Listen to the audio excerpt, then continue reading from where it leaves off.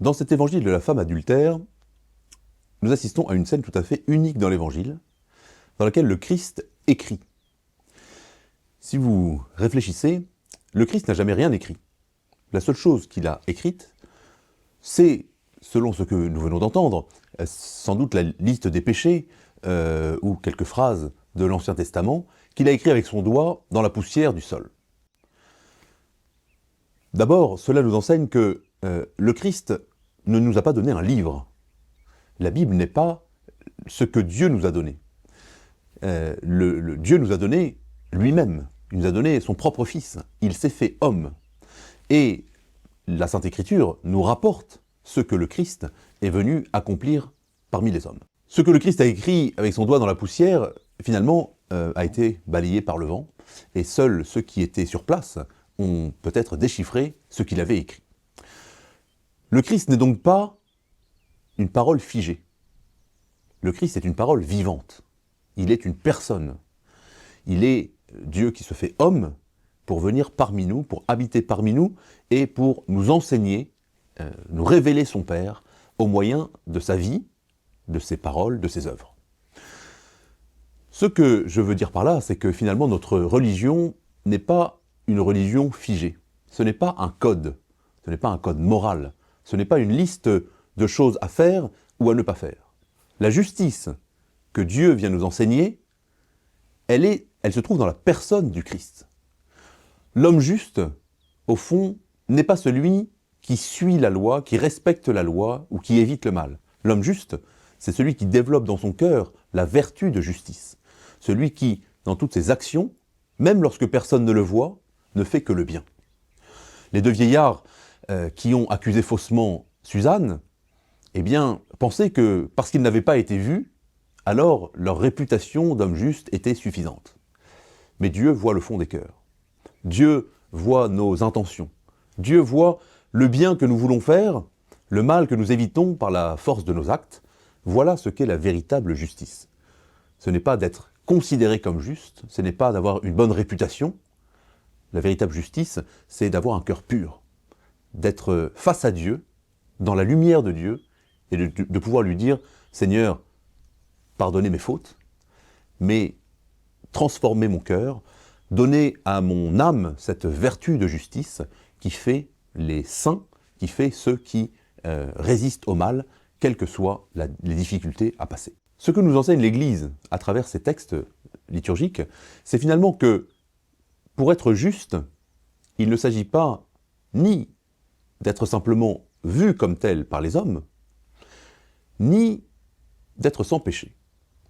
Celui qui est juste, c'est celui qui a développé la vertu de justice dans son âme et qui demande miséricorde à Dieu.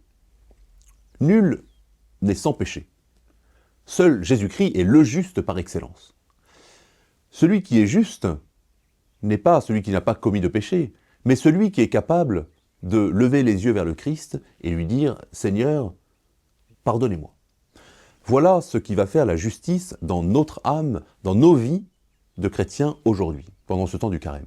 Parce que nous aurons le courage de nous tourner vers le Christ en lui disant « Seigneur, ayez pitié de moi, Seigneur, transformez-moi, justifiez-moi, rendez-moi justice, c'est-à-dire faites-moi miséricorde ».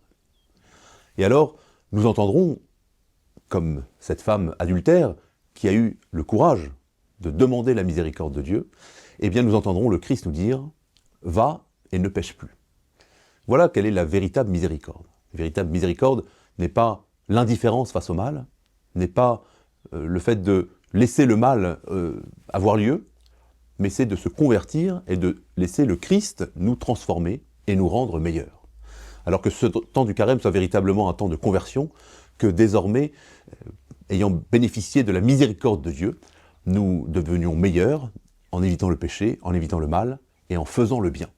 Voilà ce qu'est le cœur d'un homme ou d'une femme juste, c'est celui qui demande pardon, qui confie le passé à la miséricorde de Dieu et qui se tourne vers Dieu pour désormais faire le bien tous les jours de sa vie. Je vous propose de terminer cette courte méditation par une prière que l'on appelle les litanies de l'humilité. Je vous invite à chercher cette prière et à la réciter, elle est très belle, mais nous pouvons en faire aujourd'hui simplement, en lire simplement une partie. Que d'autres soient plus aimés que moi, accordez-moi, Seigneur, de le désirer. Que d'autres soient plus estimés que moi, accordez-moi, Seigneur, de le désirer. Que d'autres grandissent dans l'opinion et que je diminue, accordez-moi, Seigneur, de le désirer. Que d'autres soient employés et que je sois mis de côté, accordez-moi, Seigneur, de le désirer. Que d'autres soient loués et que je sois oublié, accordez-moi, Seigneur, de le désirer. Que d'autres soient préférés en tout, accordez-moi, Seigneur, de le désirer.